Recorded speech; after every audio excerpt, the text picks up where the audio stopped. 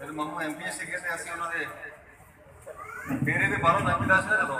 ਦੀਵਾਰ ਤੇ ਸ਼ੇਰ ਲਿਖਿਆ ਹੁੰਦਾ ਸੀ ਉਹ ਵੀ ਮੈਂ ਅੱਜ ਪੜਾਂਗਾ ਇੱਥੇ हटकर चले हमसे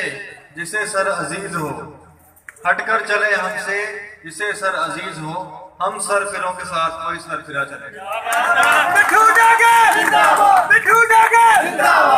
दोस्तों आज जो आप अमली तौर पर सियासत में आए हैं तो वाकई समझ आती है कि मिठू डोगर की शै है वाकई सिर फिरा से ਉਹਦੇ ਵਰਗਾ ਨਾ आया ना ही आना ਤੇ ਉਹਦੇ ਜਿਹੜੇ ਜਾਲੇ ਸੀਗੇ ਉਹ ਵੀ ਉਦਾਂ ਦੇ ਜਾਲੇ मैं आज तक देखे जिन्हों के आर्मी तक आ गई पुलिस आ गई उन्होंने परचे हो गए लेकिन उन्होंने मिठू डोगर तो साथ छड़िया बस अल्लाह ने मंजूर नहीं सी वो इस रेस नहीं रहे ते अज असी ओदी शक्ल तुहाडे कोल आए ते असी इमरान खान दे सिपाही आ गए काफी लोग मैनू गल पुछदे जी मिठू डोगर तो नून लीग दा सी तुसीं मीडिया च किदां आ गए एक शख्स मुल्क नूं खांदा रहे मुल्क के विच करप्शन करता रहे चोरियां करता रहे असं उसका साथ क्यों दईए अगर नून लीग वाले नवाज शरीफ वाले शहबाज शरीफ अपना किरदार साफ रख दे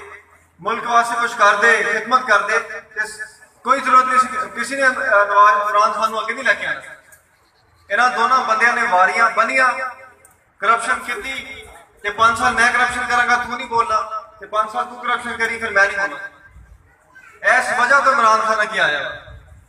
ਤੇ ਹੁਣ 2013 ਦੇ ਵਿੱਚ ਹਾਜੀ ਸ਼ਹਬਾਜ਼ ਨੇ ਇਲੈਕਸ਼ਨ ਲੜਿਆ ਉਦੋਂ ਕੋਈ ਇੰਨਾ ਅੱਛਾ ਰਿਸਪਾਂਸ ਨਹੀਂ ਸੀਗਾ ਲੇਕਿਨ ਹੁਣ ਸਾਨੂੰ ਉਮੀਦ ਹੈਗੀ ਆ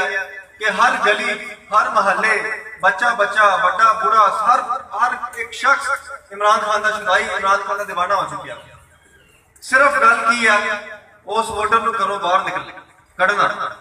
ਅਸ਼ਾਹਦ ਵਰਗੇ ਬਜ਼ੁਰਗ ਬੈਠੇ ਬਾਕੀ ਇਧਰ ਮਲਕ ਫਰੂ ਕਰਕੇ ਆ ਤਜਰਬੇਕਾਰ ਜਿਹੜੇ ਬੰਦੇ ਹੈਗੇ ਆ ਟੀਮ ਨੂੰ ਅੱਗੇ ਲੈ ਕੇ ਆਣ नौजवान पुरजोश बहुत है लेकिन उन्होंने वोट पाने का इलेक्शन लड़ने का हाले तरीका नहीं है